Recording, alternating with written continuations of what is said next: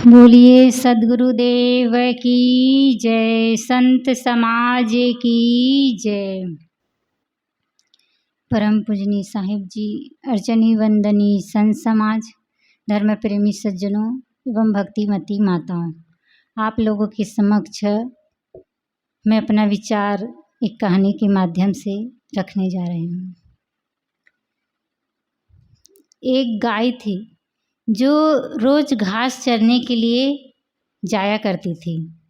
तो एक दिन गाय घास चरते चरते जंगल की तरफ चली गई और शाम का समय था। वह रास्ता भूल जाती है। इतने में देखती है कि एक शेर जो उसी की तरफ आ रहे थे। तो जो गाय थी वह घबरा गई और भागने लगी। उसके पीछे पीछे शेर भी भागने लगा। वह गाय जो थी डरते हुए भागते हुए एक झील के अंदर जा घुसी। वह झील में पानी न होने से कीचड़ दलदल बहुत था, वह उसमें धंसने लगी। उसके पीछे पीछे एक जो शेर था वह भी उस कीचड़ में, उस दलदल में प्रवेश करता है। वो भी दलदल में घुस गया और दोनों इस तरह उस दलदल में फंसे हुए थे कि वे निकल नहीं पा रहे थे, अंदर की ओर धंसते जा रहे थे। थोड़ी देर बाद जो गाय थी वह कहती है कि शेर से कहते हैं कि आपका कोई मालिक है? तो शेर गुर्राते हुए कहते हैं कि मैं स्वयं का मालिक हूँ, मैं स्वयं मालिक हूँ, मेरा कोई मालिक नहीं है। तो कुछ देर बाद शेर कहते हैं तुम भी इस दलदल में फंसकर यहीं रह जाओगी, मर जाओगी। तो जो गाय थी वह कहती है कि नहीं, मेरा मालिक है। जब मैं घर नहीं पहुंचूंगी तो मेरा मालिक आएगा और मुझे लेने आएंगे, ढूंढते हुए मुझे इस जंगल में आएंगे और इस कीचड़ से बचाकर मुझे ले जाएंगे। होता यही है कि थोड़ी देर में गाय का मालिक आता है और उस कीचड़ से गाय को निकाल कर ले जाते हैं और जो वह शेर था उसी कीचड़ में रह जाता है। तो यह मन, अहंकारी मन ही शेर है जो हमें इस संसार कीचड़ में डूबे हुए हैं। जो समर्पित हृदय का गाय है वही इस संसार सागर से बच जाते हैं। लेकिन लोग जो होते हैं यह सोचते हैं कि हमें गुरु की आवश्यकता नहीं है। हमारे जीवन में गुरु का बहुत बड़ा महत्व है, लेकिन लोग इस महत्व को नहीं समझते हैं कि सोचते हैं कि हम गुरु क्यों बनाएं।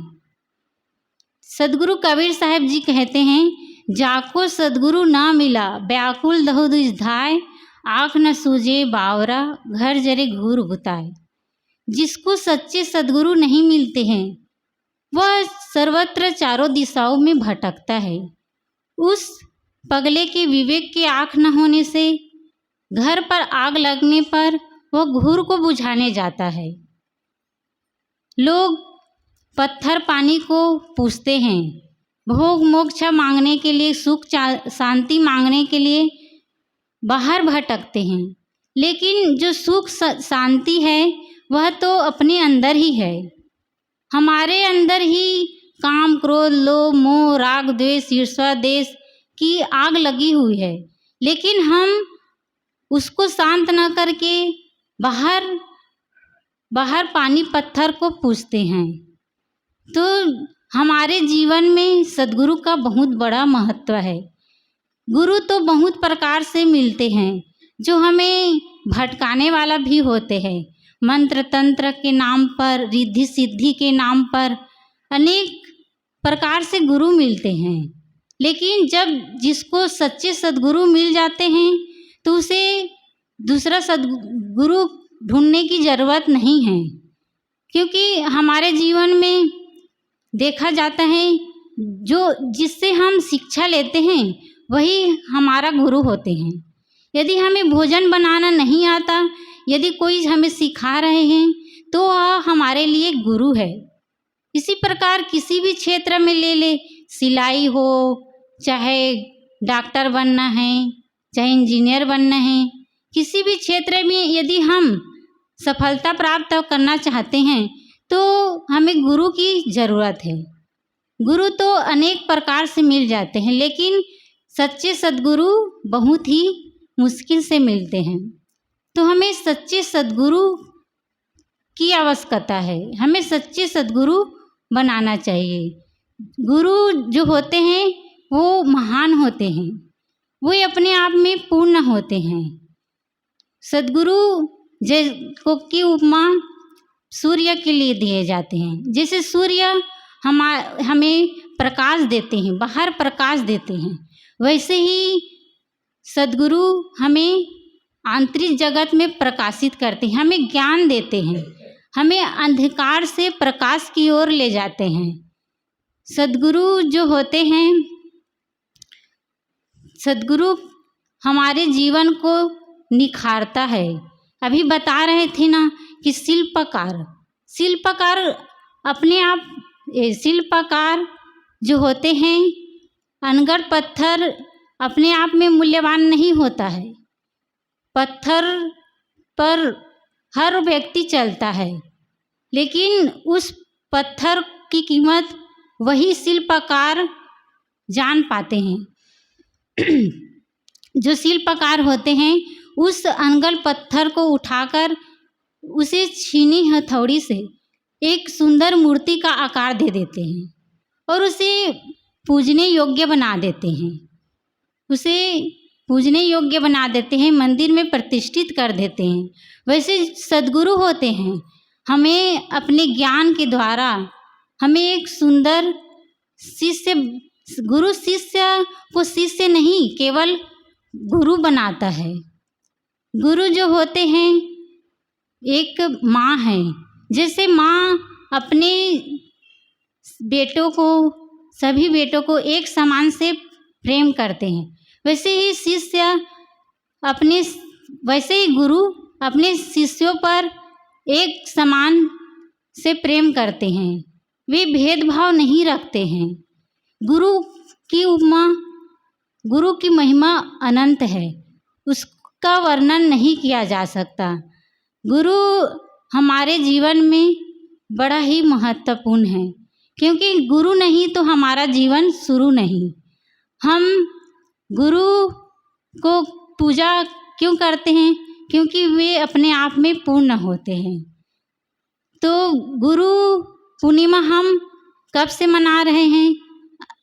ये व्यास देव से शुरू होते हैं। व्यास देव जी अपने समकालीन समय में एक ज्ञानी प्रतिष्ठित संत थे। जितने भी महान पुरुष हुए हैं सब किसी न किसी गुरु से ही शिक्षा पाकर गुरु बने हैं। तो जैसे अंगुलीमाल को नारद जी, भगवान बुद्ध का संपर्क से वे उसका जीवन ही सुधर गया, और नारद जी के संपर्क से वाल्मीकि जी का जीवन सुधर गया। इस प्रकार हर किसी को गुरु की आवश्यकता होती है। गुरु के बिना हमारा जीवन शुरू नहीं होता है।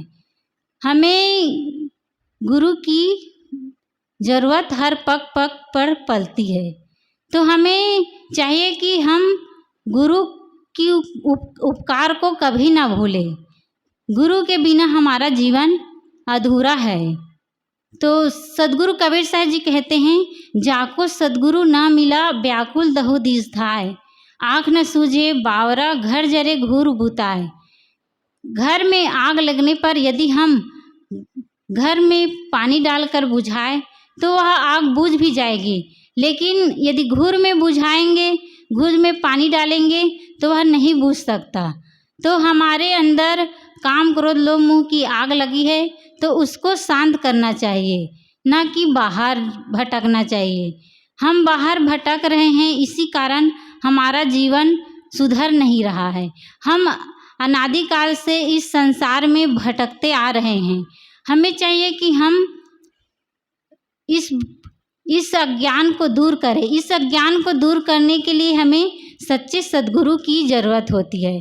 तो हमें सच्चे सद्गुरु तभी मिल सकते हैं जब हमें विवेक होगा, ज्ञान होगा, तभी हमें सच्चे सद्गुरु मिल सकते हैं। तो मैं